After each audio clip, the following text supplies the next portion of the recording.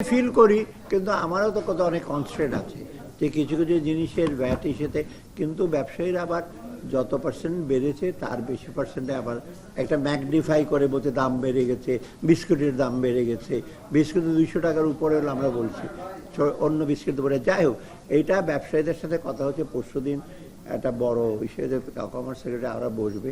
আর আমি ভ্যাট এর ব্যাপারে তো আমি যখন বাজেট রিভাইজ করব এবং বাজেট হবে তখন তো একটা পুরোপুরি কম্প্রিহেন্সিভ একটা ইস্যু দেবো। এখন তো এসআরও করে আমরা বলছি ভ্যাটটা ইসে করেছে না। মেইন উদ্দেশ্য ছিল আমার ভ্যাটের যে কতগুলো এক্সামশন থেকে বেরিয়ে আসা, কারণ বহু লোক বহু রকম এক্সামশন হচ্ছে দিনের পর দিন। আমি সেটা থেকে এগুলো আর এনকারেজ করবো না। এর মধ্যে হয়তো দু একটা পণ্য কিছুটা এফেক্ট হয়েছে, লোকজনের কিছুটা কষ্ট হচ্ছে, সেটা আমরা চেষ্টা করবো লাগু করে যথাসম্ভব। তারপর ইনকাম ট্যাক্সের ব্যাপার আছে, আমরা দেখবো যে অন্য ট্যাক্স বার্ডেন যেন কম হয়, এটা দেখবো। অর্থাৎ আপাতত আমাদের মেইন কনসার্ন হলো মূল্যস্ফীতিটা যতটুক সম্ভব যত তাড়াতাড়ি আমরা ইসে করতে পারি, সেটাই সবচেয়ে বড় চাপ। সাথে সাথে আমাদের হলো লোকজন আয়ের উৎসটা, এবং কালকে তো আমি সারাদিনই প্রায় অলমোস্ট ব্যবসায়ী না ব্যাংকারদের সাথে বসছি, কীভাবে ক্রেডিট ফ্লোটা বাড়ানো যায় প্রাইভেট সেক্টরে, কীভাবে তাদের আরও সাশ্রয়ী করা যেতে। আর বিশেষ করে আমি বলি সেন্ট্রাল ব্যাংকের ডেপুটি গভর্নর 3 জনই কালকে ছিল, যে সিএসএমই স্মল অ্যান্ড মিডিয়াম এন্টারপ্রাইজ আপনাকে কীভাবে ক্রেডিট দেবেন, খালি বড়দের বলে চলবে না। আমরা চেষ্টা করছি বিজনেসটাকে ইসে করতে। হ্যাঁ,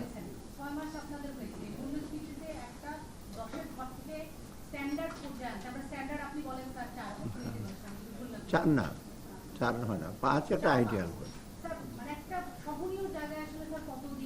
আমরা আর 2-3 মাস অপেক্ষা করে, কারণ আমি বলি যে কোনো ইন্ডেক্স যখন উঠতে থাকে ওটাকে আনলেস কোনো ডিজাস্টার হ্যাপেন না করে, যেমন শেয়ার মার্কেটে ধর করে উঠছে, চুরিদারের ফলে একটা 4-এ নেমে গেছে, কিন্তু মূল্যস্ফীতি তো উঠেছে ডিফারেন্ট কারণ আছে, বিভিন্ন কারণে তো উঠেছে। আপনার টাকার সরবরাহ বেশি ছিল, লোকের হাতে টাকা ছিল, তারপর সাপ্লাই চেনটা অনেকরকম ব্রোকেন হয়েছে। ওটা নামিয়ে আনতে জোর করে তো নামিয়ে আনা যাবে না, ওই অ্যাড্রেসগুলি করতে হবে। সাথে সাথে কিছু কিছু ব্যাপার আছে, শুধু ইকোনমিক রিজন না, সাপ্লাই সাইডও না, মনিটারি পলিসিও না, আবার আমার সরবরাহ ছাড়াও কতগুলো ওভারঅল কন্টেক্সে মূল্যস্ফীতিটা কমানো। আমরা দেখেন আজকে, যাই হোক আজকের প্রসঙ্গে আমি আসি, আমরা তো চাল আজকেও আবার বলছি, তারপরে আপনার মুসুর ডাল, এগুলো কিন্তু অনবরত দিচ্ছি। আমাদের কিন্তু একটা বিরাট একটা চাপ পড়েছে ফরেনেতে, এবং কালকে তো সেন্ট্রাল ব্যাংকের গভর্নরের সাথে বসেছি, ডেপুটি গভর্নর ছিল, ব্যাংকারও ছিল, তাদেরকে আমরা বলছি যেমনি হোক আমরা ফরেন এক্সচেঞ্জ আমরা সাশ্রয়ী আমাদেরকে প্রোভাইড করতে হবে আমাদের, এবং এটা আমরা অতি প্রয়োজনীয় জিনিসগুলো আমরা সরবরাহ কোনোদিন আমরা কমতে দেবো না। এর মধ্যে চাল একটা, ডালটা একটু টেম্পোরারি, মসুর ডাল, সয়াবিনটা মোর ইম্পর্টেন্ট, তারপরে আপনার আর অন্য যে জিনিসগুলো আছে সেগুলো আমরা, সার বিশেষ করে আমাদের একটা এই যে বড় আসবে, বড়রা কিন্তু আমাদের অনেক সারের প্রয়োজন আছে। তারপরে আপনার এই জ্বালানি, এলএনজি, এবং জ্বালানি বন্ধ হয়ে গেলে শুধু আপনার ইলেকট্রিক লাইট জ্বলবে আপনার 1200, সেটা না, ব্যবসা বাণিজ্যটা সবচেয়ে বেশি। এবং ব্যবসা বাণিজ্য করলে তো আমার ব্যবসা যে আমরা ট্যাক্স নেবো, ভ্যাট নেবো বা এসে নেবো, সেটা তো আরও বড় কনসার্ন। আমার কিন্তু বিগার সাইডটা একটু বেশি দেখতে হয়। আপনার বলে সিডি যে ভ্যাট একটু বাড়ালাম, কিন্তু ওইদিকে যে আমার অর্থের ব্যয় যে হচ্ছে, কতটা স্ট্রেস পড়ছে, সেটা তো আমরা বাইরে থেকে এতটা জানবেন না, যেটা ব্যাংকাররা জানবে, সেন্ট্রাল ব্যাংক জানে, আর আমি জানি ভেতরে কী অবস্থা। তবু কিন্তু কোনো খারাপ অবস্থা না। আর যদি আমরা এই কাউন্টার ইস্যুগুলি না নিতাম, বাংলাদেশের অবস্থা কিন্তু একেবারে একটা অকল্পনীয় অবস্থায় চলে যেতাম। কারণ কোথাকার অর্থ নাই তো, সব ব্যাংক থেকে অর্থ চলে গেছে। আপনার কেন ইমাজিন কোনো পৃথিবীর দেশে এরকম হয়েছে যে ব্যাংকের ডিপোজিটের টাকা সহ চলে গেছে? এটা ডাইরেক্টরদের টাকা নিয়ে যায়, এর টাকাই তো নাই ওদের। তো এই টাকাগুলো আমরা দিচ্ছি, বাজে দিচ্ছি। এখন আবার সেন্ট্রাল ব্যাংকের সাথে কথা বলেছি যে কীভাবে স্পেশাল ফান্ড করে সিএসএমইকে দেওয়া যায়, অন্যদের দেওয়া যায়। সাথে সাথে আমরা চেষ্টা করছি যে অন্যভাবে কীভাবে রিডিউস করা যায়। তবে এই কন্ট্রি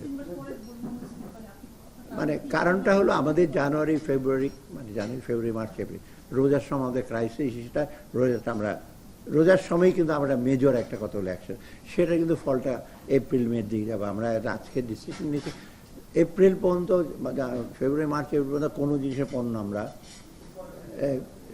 এসে দেবো না। এই জন্য তো আজকে চাল, ডাল, সার, এবং অত্যাবশ্যক কতগুলো জিনিসপত্র আমরা বলে দিতেছি এবং ডেইলি কিন্তু দেওয়া হচ্ছে। এবং এটা নিয়ে ফরেন এক্সচেঞ্জ কী করবে, প্রাইভেট ব্যাংকের সাথে আমি বসেছি, তারা বলছে এখন থেকে আমাদেরকে হেল্প করবে। এটা শুধু আর সরকারি ব্যাংক না, অন্য তারাও দিলে হেল্প আস। অতএব এই যে আপনি বলছেন যে এপ্রিলে আমরা দেখব যে জানুয়ারি, ফেব্রুয়ারি, মার্চ, এপ্রিলে এটা যেগুলো অ্যাকশনটা নেব, তখন আপনার কিছুটা হয়তো ইম্প্যাক্টটা আসবে। সেটা সেন্ট্রাল ব্যাংকের থেকেও একটা ইস্যু আসছে যে আমরা হয়তো কিছুটা আমরা মডারেটিং, আমরা জুন মাসে গেলে হয়তো আমরা আইডিয়াল সিচুয়েশন যদি 6, 7, 22 যেতে পারি, এটা বেটার হয় আমাদের জন্য। অনেকে আমরা শ্রীলঙ্কার সাথে তুলনা করেন, টকশোতে আমি দেখি বহু কিছু। শ্রীলঙ্কা আর বাংলাদেশ এক না। শ্রীলঙ্কার economic disaster was not that big. The main জিনিস, বাংলাদেশের অবস্থা হলে শ্রীলঙ্কা আর খুঁজেই পেতেন না, আইল্যান্ডে থাকবে।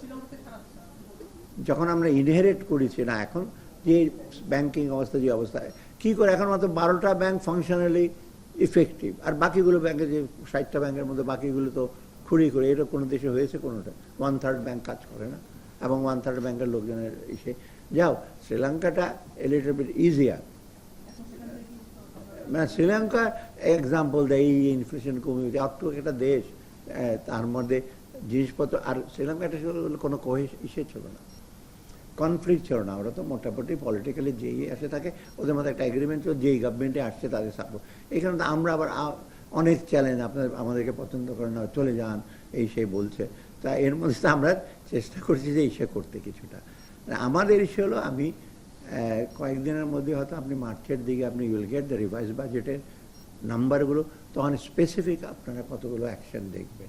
আমি বিশেষ করে আমার মেইন হলো ইকোনমিক ফাইন্যান্সিয়াল সেক্টরকে রিফর্ম করা, মেইনলি ট্যাক্স।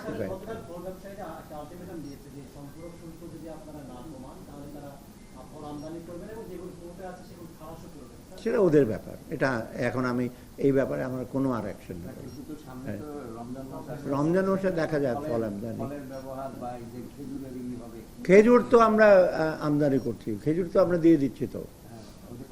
হ্যাঁ, খেজুর অলরেডি বহু আগে ইসে করে দেওয়া হচ্ছে, শুল্ক 0 করছে, পারমিশন দেওয়া হচ্ছে।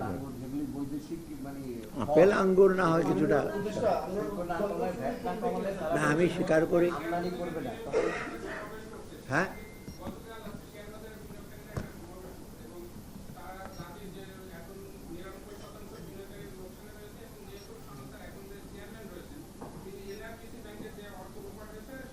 সেগুলো তারা বলুক, আমিও জানি তাদের একের পার্সপেক্টিভে বলবে, এবং যারা লস করেছে তাদের প্রতি সিম্প্যাথি ডেফিনেটলি।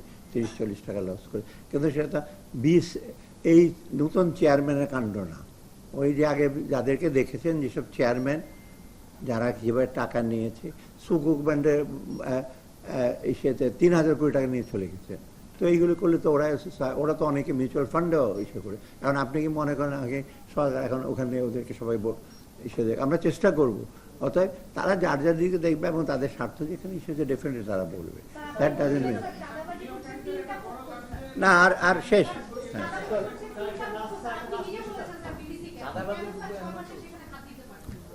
সেইটা 3টা পক্ষ তো আপনারা দেখেছেন বিবিসিতে যা করার বলেছে।